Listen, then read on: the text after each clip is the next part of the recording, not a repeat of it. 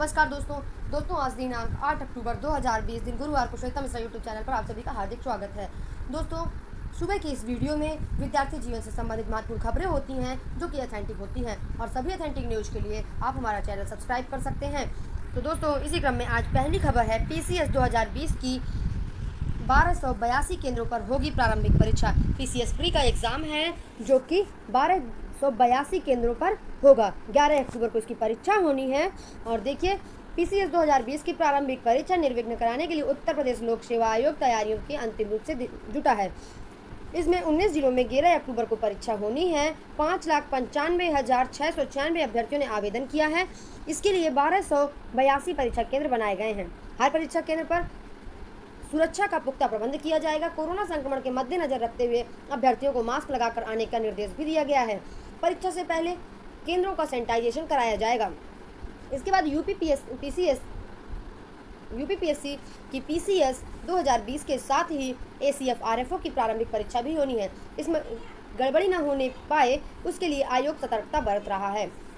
भारी संख्या देखते हुए आगरा में 124, प्रयागराज में 148, आजमगढ़ में 59, बरेली में 49, गोरखपुर में 65, अयोध्या में 45 और गाजियाबाद में 89, जौनपुर में 52, झांसी में 43, कानपुर नगर में 111, लखनऊ में 120, बाराबंकी में 25, मेरठ में 64, मुरादाबाद में 67, मिर्जापुर में 24, रायबरेली में 34, सीतापुर में 30, वाराणसी में 98 व मथुरा में 35 केंद्र बनाए गए हैं।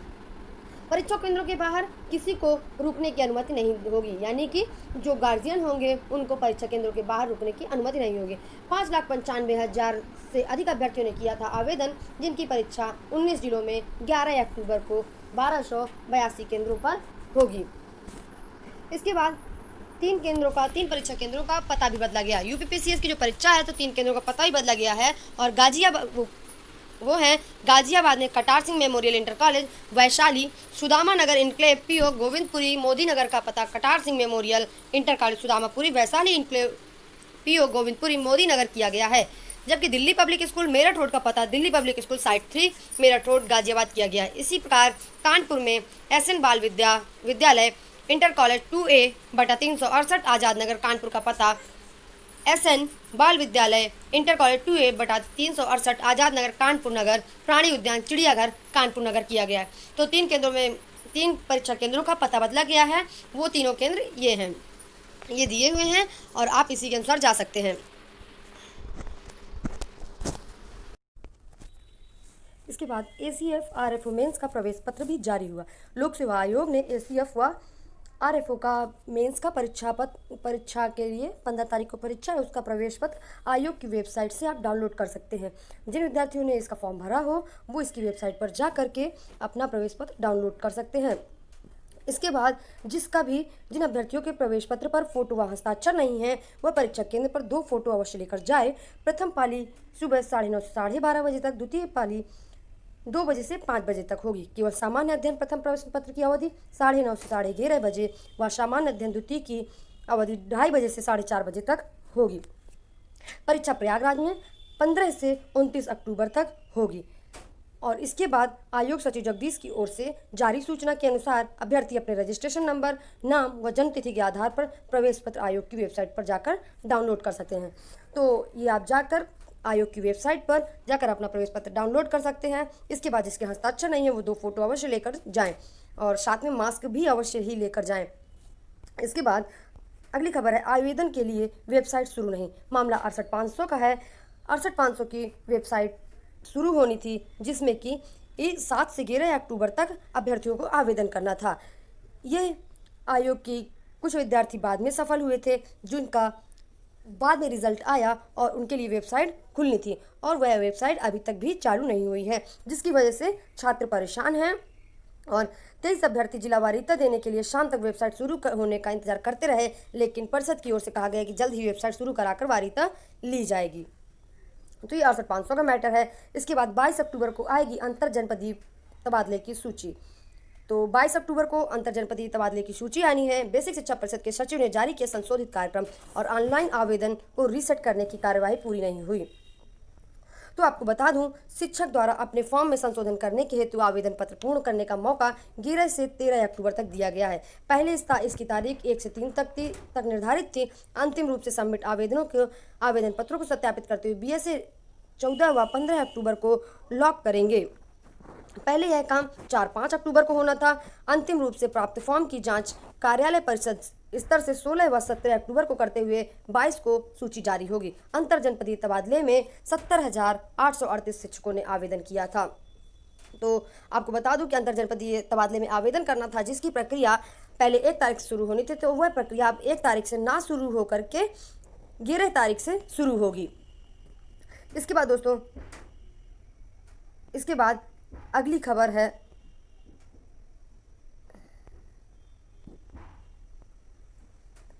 नए साल में होगा 67,000 का इम्तिहान। टीजीटी 2016 का मैटर है, जीव विज्ञान से संबंधित। तो जीव विज्ञान से संबंधित अभ्यर्थियों की मुराद हो सकती है, पूरी कर सकता है आपका उत्तर प्रदेश माध्यमिक शिक्षा सेवा चयन बोर्ड। उत्तर प्रदेश माध्यमिक शिक्षा सेवा चयन बोर्ड 304 पदों के लिए लिखित परीक्षा नए साल में जनवरी के अंत तक कराने की तैयारी है। सबकी निगाहें कार्यक्रम पर टिकी हैं और ज्ञात हो कि चयन बोर्ड शासन पर हस्तक्षेप पर इस विषय को मान्य कर चुका है, लेकिन अभी चयन प्रक्रिया शुरू होने का इंतजार है। जब तक चयन प्रक्रिया शुरू नहीं हो जाए तब तक किसी बात को आप एकदम परफेक्ट मत माने, एकदम कन्फर्म मत माने। चयन बोर्ड ने 12 जुलाई 2018 को टीजीटी वर्ष 2016 की विज्ञप्ति में पदों को रद्द कर दिया था। शासन ने यह भर्ती कराने के लिए हाई कोर्ट में हलफनामा भी दाखिल किया था। कोर्ट ने आदेश दिया था कि 2 माह में चयन प्रक्रिया पूरी कराई जाए, लेकिन इसका लाभ प्रदेश के 67,005 अभ्यर्थियों को मिलेगा। जीव विज्ञान विषय के विज्ञापन को मान्य किया जा चुका है। चयन बोर्ड के उप सचिव की ओर से वेबसाइट पर जारी विज्ञप्ति में कहा गया है कि बोर्ड आवेदन करने वाले अभ्यर्थियों की लिखित परीक्षा व अन्य चयन प्रक्रिया भी पूरी करेगा। यानी कि इस परीक्षा का अक्टूबर में लिखित परीक्षा का कार्यक्रम व इम्तिहान जनवरी 2021 में कराई जा सकती है।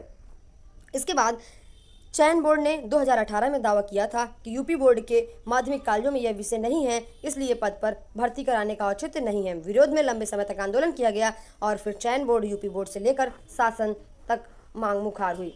तो आपको बता दूं कि 67,005 अभ्यर्थियों को लाभ मिलेगा और जो कि मैटर 2016 का जीव विज्ञान का है, टीजीटी का है। तो इसमें इसका एग्ज़ाम हो सकता है जनवरी माह में हो जाए, जनवरी 2021 में हो जाए।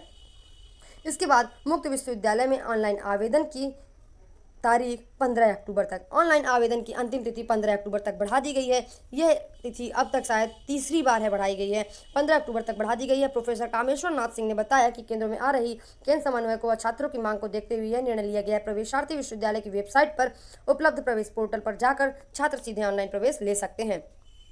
कोरोना महामारी के चलते प्रदेश में लगभग 12 क्षेत्रीय केंद्र हैं जहां पर प्रवेश प्रक्रिया चल रही है। जिसको भी एडमिशन लेना हो तो वो जाकर के सीधे ऑनलाइन प्रवेश ले सकता है। MBA MCA में प्रवेश 15 अक्टूबर तक चालू है। ये देखिए।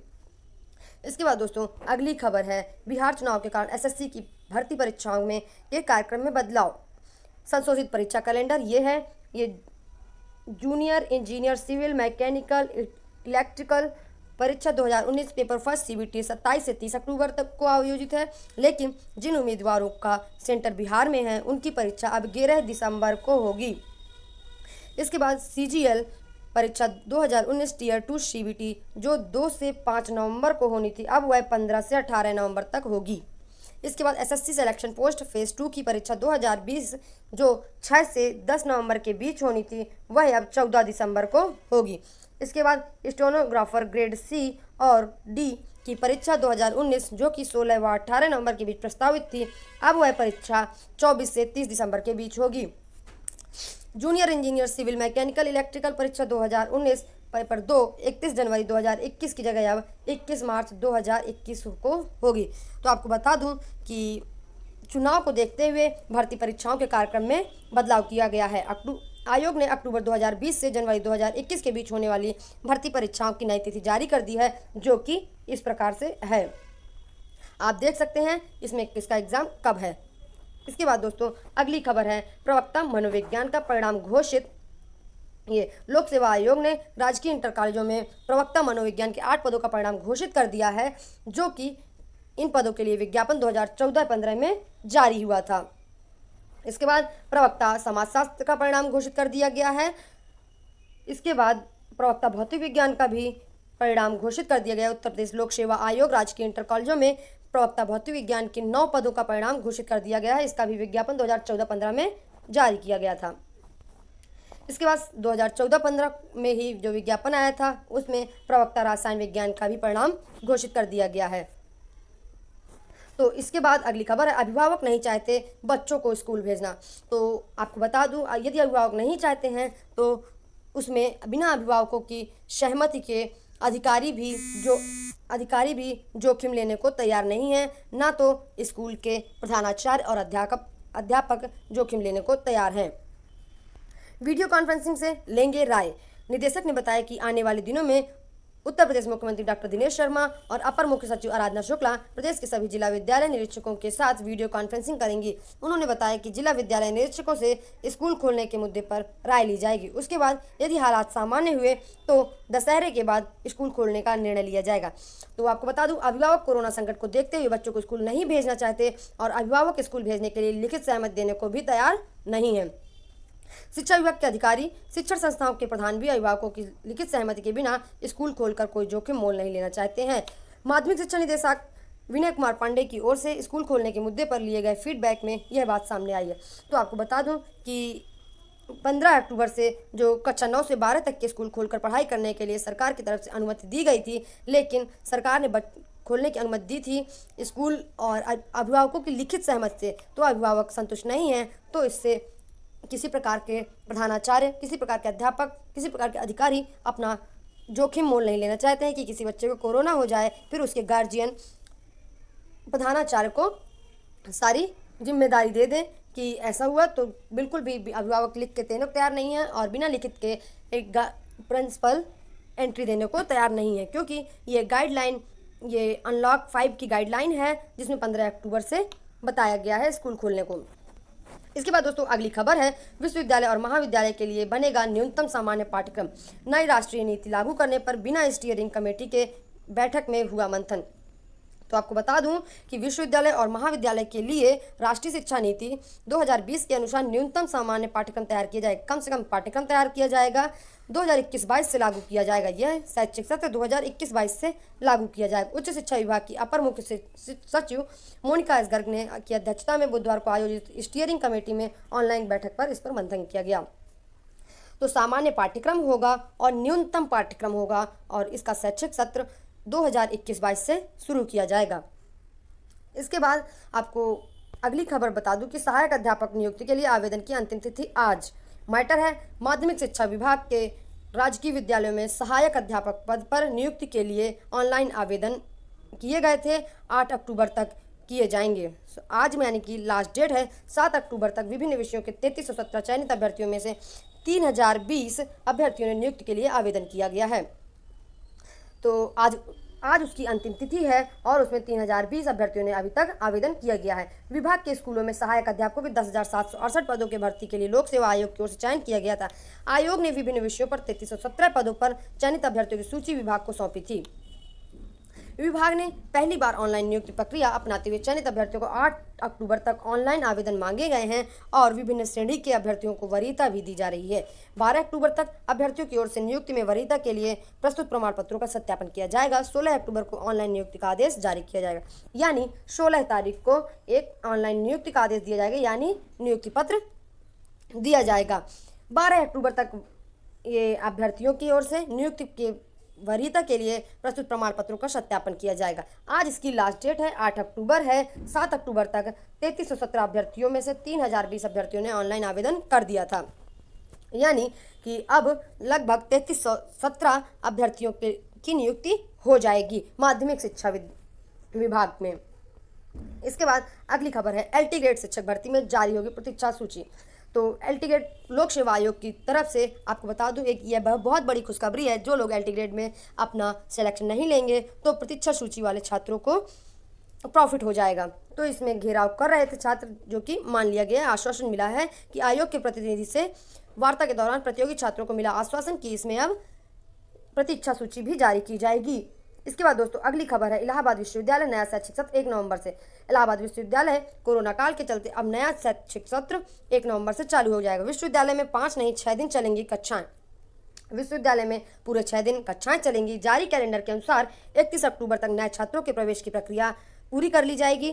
फिर बाद में पहले सेमेस्टर की कक्षाएं 1 नवंबर से शुरू हो जाएंगी। परीक्षा 8 से 26 मार्च 2021 के बीच होगी। पहले सेमेस्टर की परीक्षाएं पूरी होने के बाद 27 मार्च से 4 अप्रैल तक सेमेस्टर ब्रेक कर दिया जाएगा।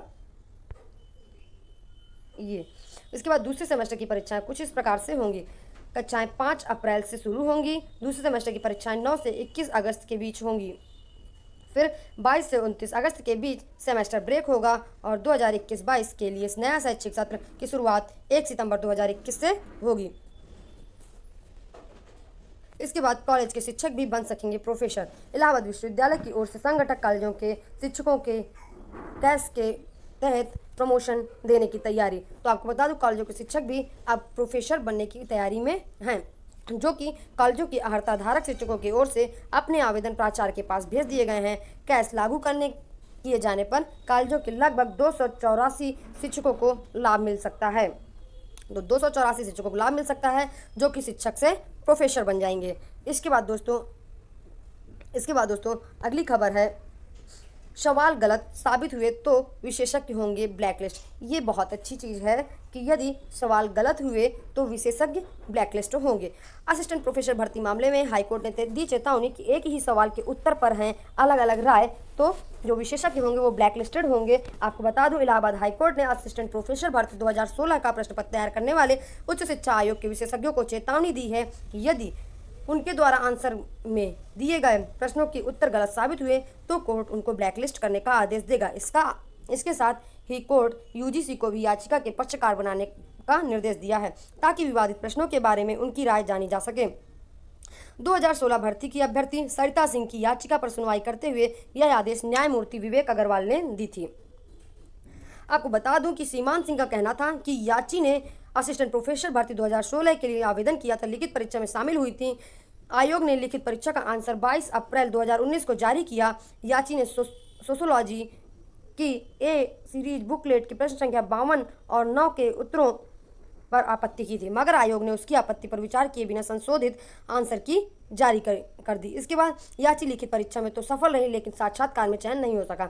इसे लेकर हाईकोर्ट में याचिका दाखिल की गई। अधिवक्ता का कहना था कि प्रश्न संख्या 52 यूजीसी नेट 2018 में पूछा गया था और यूजीसी ने याची के उत्तर को सही माना है, जबकि आयोग ने याची के उत्तर को गलत माना है। यूजीसी विशेषज्ञ संस्था जो कि उच्च शिक्षा आयोग के लिए भी गाइडलाइन बनाता है। कोर्ट ने यूजीसी को याचिका में पक्षकार बनाने और उनको नोटिस जारी कर अपना पक्ष रखने का निर्देश दिया है। कोर्ट ने आयोग के विशेषज्ञों को चेतावनी दी है कि यदि वह यूजीसी गाइडलाइन का पालन में सक्षम साबित नहीं हुए तो उनको ब्लैकलिस्ट करने का आदेश जारी किया जाएगा। याचिका की सुनवाई 17 नवंबर को होगी। तो आपको बता दूं यदि विशेषज्ञों ने गलत आंसर दिया तो वह ब्लैकलिस्ट होंगे। मैटर आपको बताया मैंने 2016 की भर्ती की अभ्यर्थी सरिता सिंह का है, जिसकी आदेश न्यायमूर्ति विवेक अग्रवाल ने दिया है कि यदि विशेषज्ञों ने गलत आंसर दिया तो ब्लैकलिस्ट होंगे। दोस्तों आज की खबर बस इतनी ही, और अगर आपको मेरा चैनल अच्छा लगा हो तो ज़रूर सब्सक्राइब करिएगा और हमसे जुड़ने के लिए डिस्क्रिप्शन बॉक्स में उपस्थित लिंक के द्वारा आप हमसे ऐड हो सकते हैं। Thank you.